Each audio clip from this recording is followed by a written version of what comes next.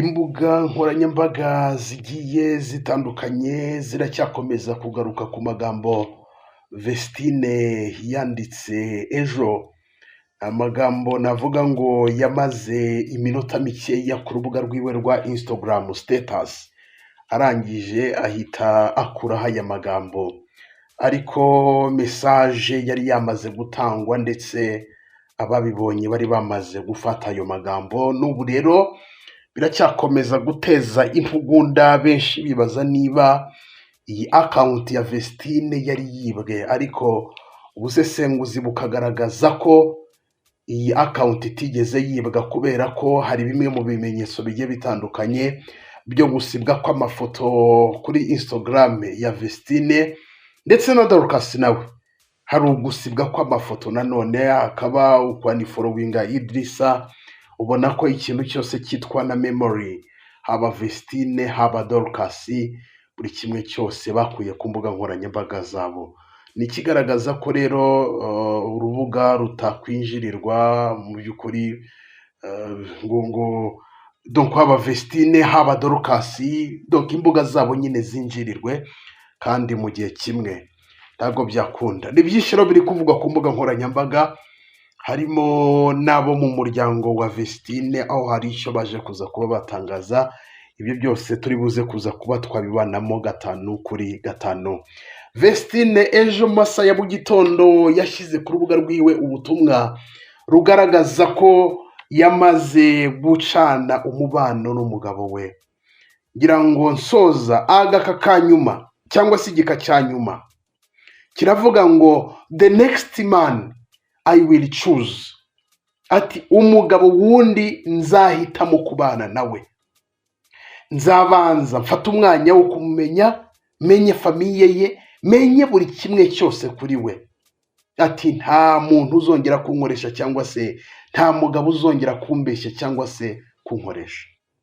Aya ni amagambo agaragaza ko yaba yacanye umubano n'umugabo we Idrissa, bamaze iminsi 136 bubakanye.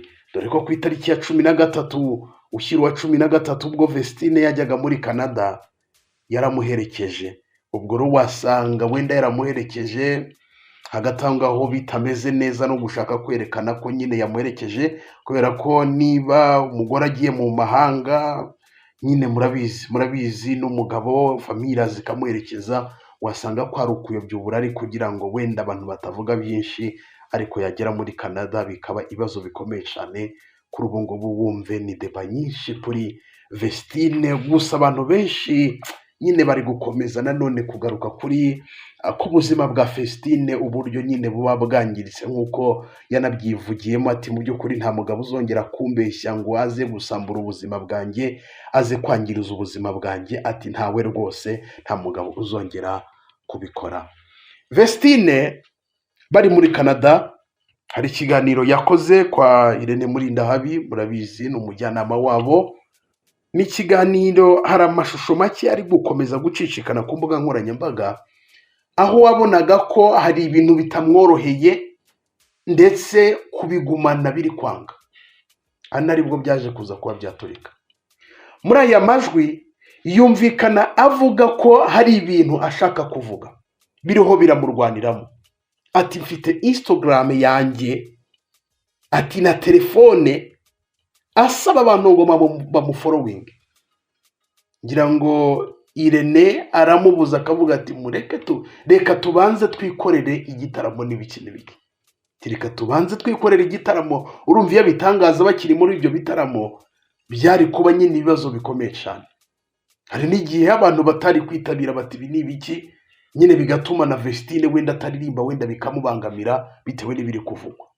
Ariko aravuga ati, asoza avuga ngo ariko nidusoza igitaramo cya nyuma Edmonton nzahita nturika.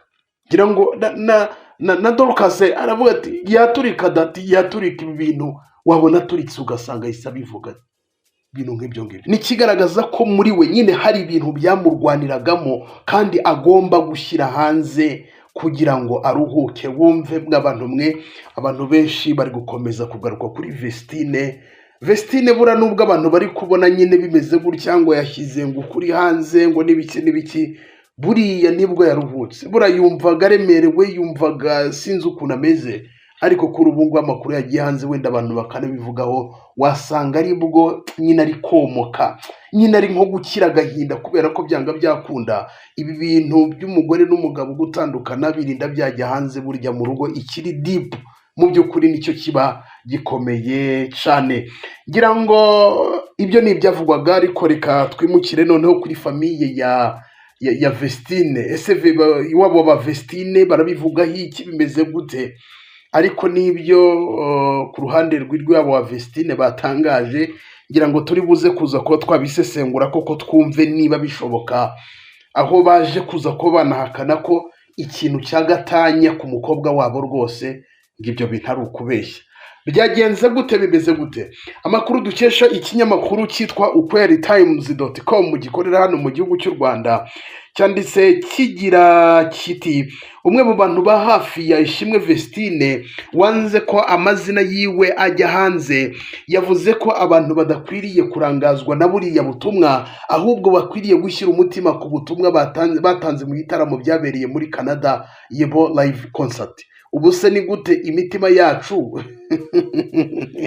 Ngira ngo nyine ibyo byose turi buze kuza kuba mu by'ukuri twabyanariza, ibyo umuntu yaje kuza kuba yatangaza umwe mu muryango wa hafi w'iyi famiye ba Vestine, ati abantu rwose ntimurangazwe na buriya butumwa, mubufate nk'aho ari ibintu bisanzwe. Kuba yavuze ngo umugabo nzahitamo kubana nawe, donc nzabanza amenye famiye ye, nzabanza amenye buri kimwe.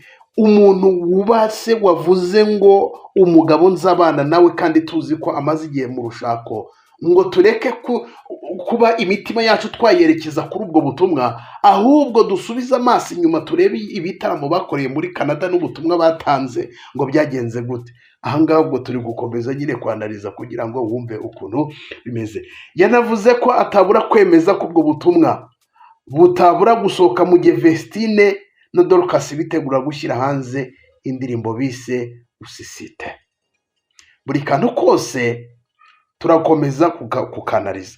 Ngo yavuze ko buriya butumwa bugamije gushitura abantu, noneho indirimbo ikazasohoka Vestine na Dorcas bari mu mitwe y'Abanyarwanda aho bari hose ku isi. Iki kintu kuva mu mwaka w'ibihumbi 2020 kugeza ubu ngubu ubutumwa bugiye hanze, indirimbo zose basohoye nta na rimwe wigeze ubona Vestine na Dorcas bakora ikintu bita prank. Ntabwo byakunda, nta na rimwe. Kandi indirimbo zabo sibaza se bakikorera ikiganiro kwa Irene bati indirimbo irasohotse, bakavuga byinshi bigiye bitandukanye, bagakangurira abantu kureba indirimbo. Noneho kugira ngo byumve ibintu ngo byo gukora ngo amaplanka, kugira ngo byumve, wari wababona se bari muri za media tuwa ngo bagiye ngo kubitangazamakuru bitandukanye ngo barakora ibiganiro?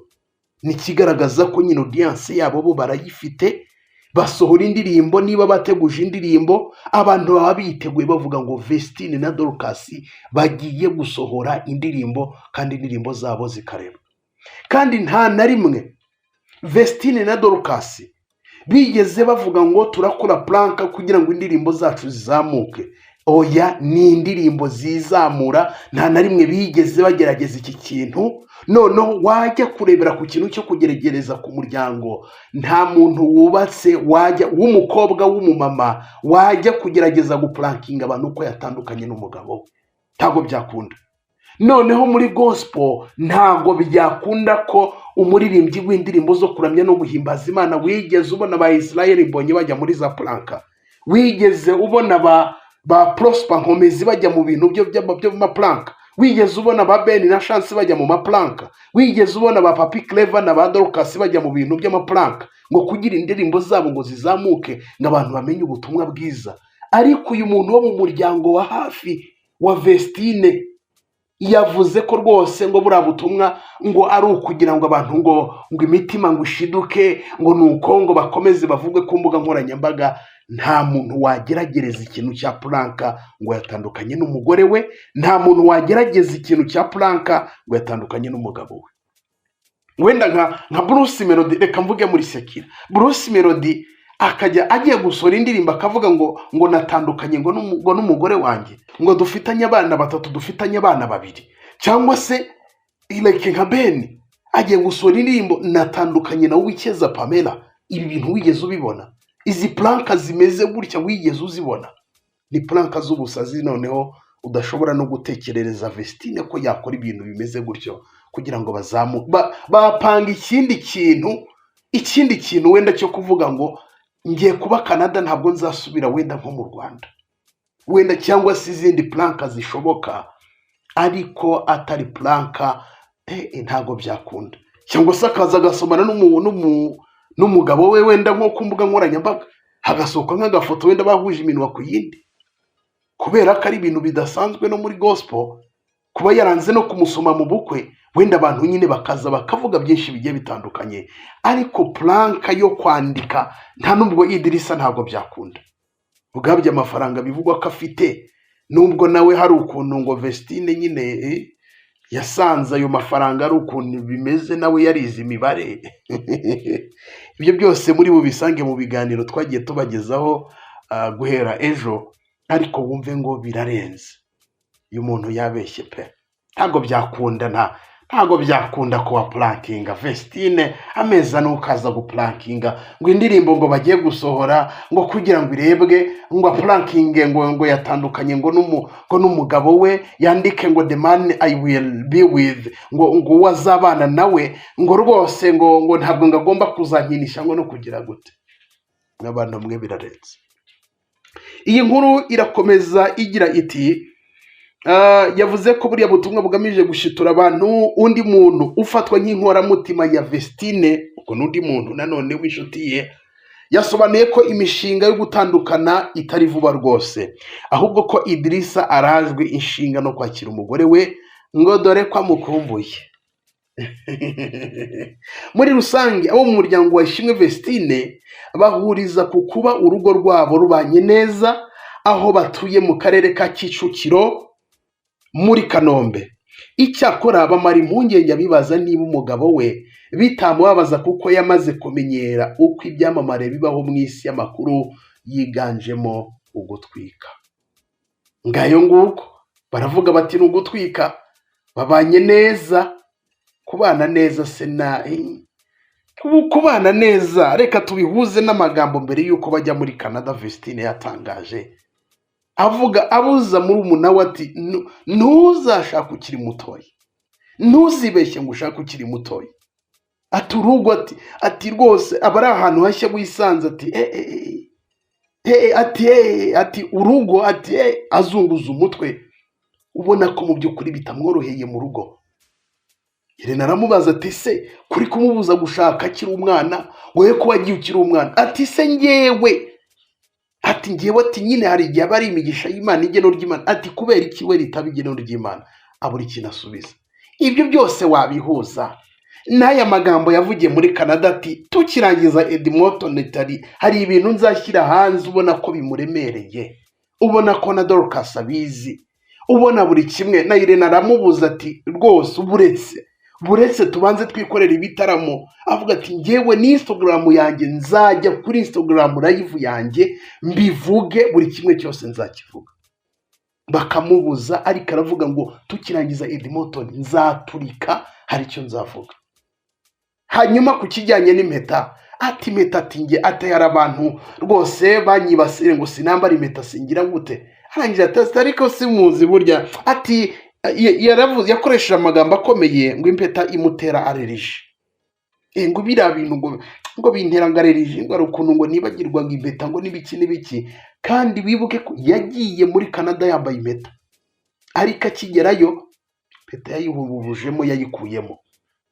Kibaza rero ibyo bintu byose ukabihuza. None se batangiye gutwikira indirimbo mbere, ikiganiro cya mbere bakoze nibwo ibi bintu byatangiye byo gutwikira indirimbo, ko coming soon isohotse ejo bundi.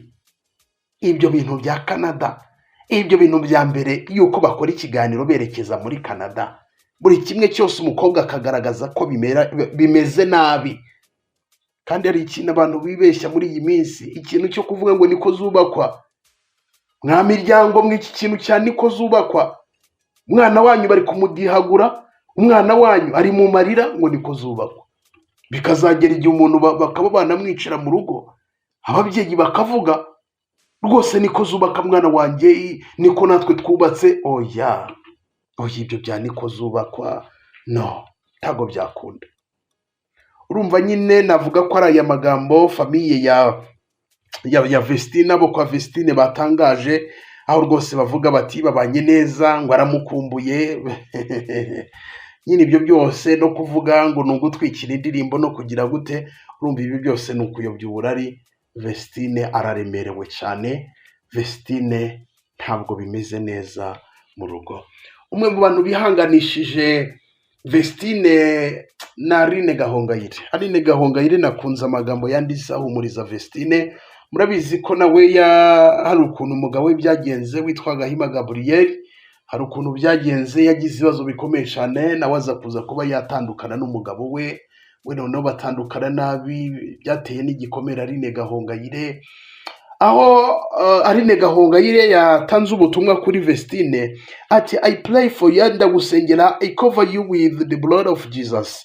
Ati mu by'ukuri nkubumbatije amaraso ya Yesu Kristo, cyangwa se ngusabiye kubumbatirwa n'amaraso ya Yesu Kristo. Ati dota mukobwa wanjye, you are blessed no matter what. Ati uri umunyamugisha uko byagenda kose. In this beautiful life, muri ubu buzima, there is always a spirit behind every will of God.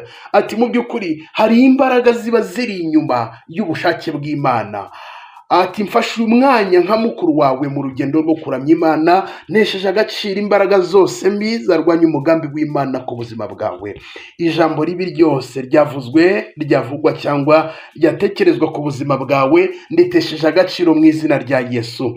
On your knees, ku bipfukamiro byawe, aho niho haba inyegamo y'abaramyi, ujye uhahungira. Komera kandi uhora utekanye, ndizera ko Yesu waguhaye ijambo rimwe ari ukongera noneho akaguha ijambo rishobora gucecekesha imiraba yose y'ubuzima bwawe. Nanze ikibi cyose cyakugirira nabi, uzubaka, uzabyara, uzaheka, uzaramya kandi uzahimbaza Imana. Erega wahaye ijambo kandi byemewe n'uwaryivugiye. Ati much love and respect women of God.